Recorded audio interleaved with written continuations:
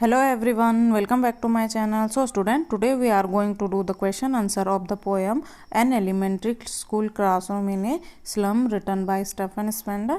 Let's start करते हैं. Tick the item which best answer the following. एक item पे टिक करना है जो कि उसका बेस्ट आंसर हो सकता है. Number A, the tall girl with her head way down means the girl. एक लंबी सी लड़की है जिसका सर झुका हुआ है, तो इसका मतलब क्या है? इसका मतलब नंबर 1 होगा इज इल एंड एक्सॉर्टेड, वो बीमार है और वो क्या है?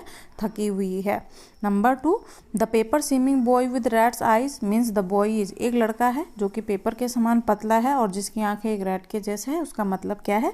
उसका मतलब नंबर 2 होगा थिन हंग्री एंड वीक. वो बहुत थिन है, हंग्री एंड वीक है.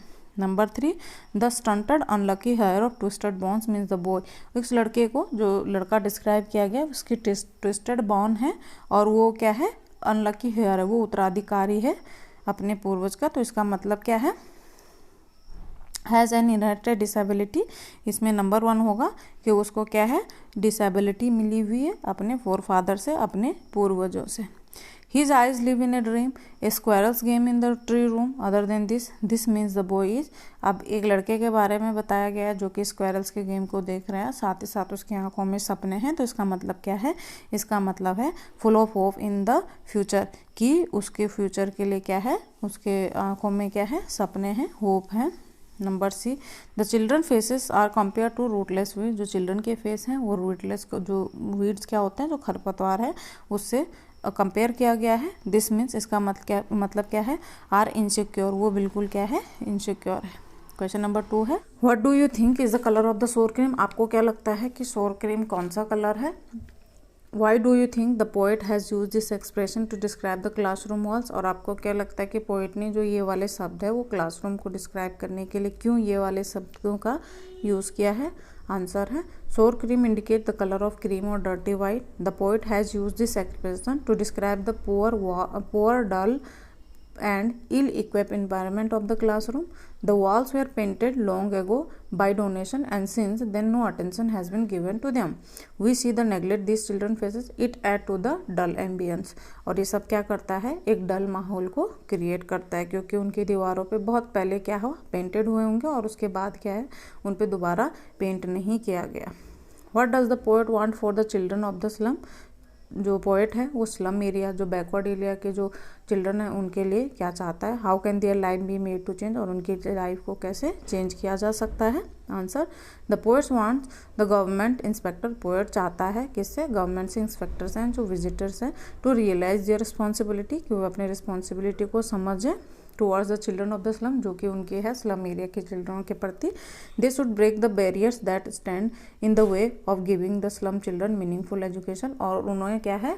उनके बैरियर्स को ख़त्म कर देनी चाहिए, जो भी उनके एजुकेशन के रास्ते में आ रहे हैं उनको ख़त्म कर देना चाहिए.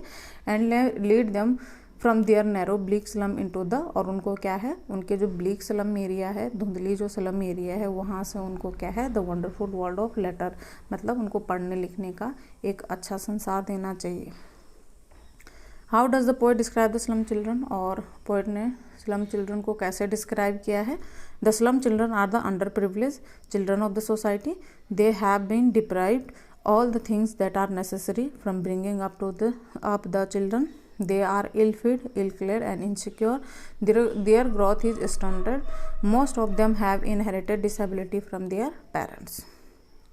Question number 5, what according to the poet is the only hope for the slum children. Poet के अनुसार क्या एक सिर्फ होप बची हुई है उन बच्चों के लिए?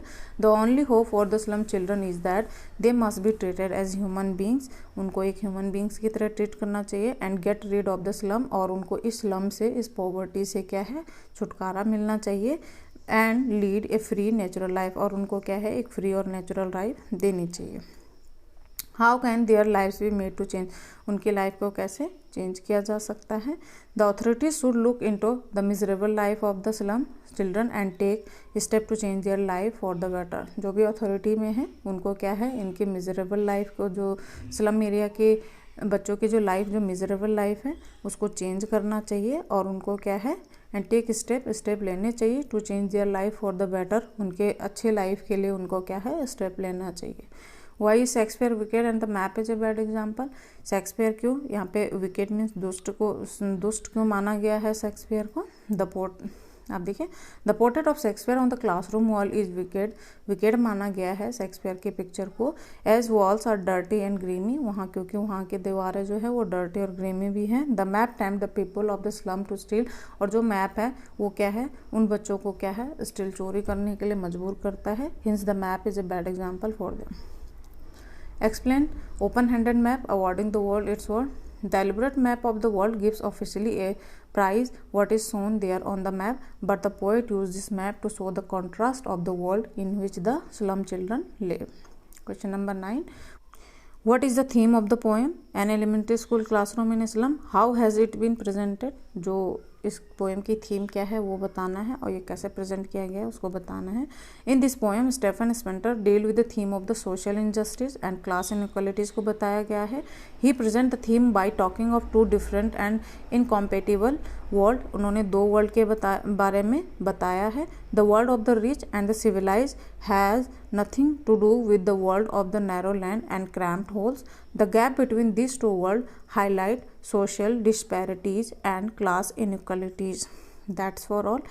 If you like the video, please share and subscribe. Thank you for watching.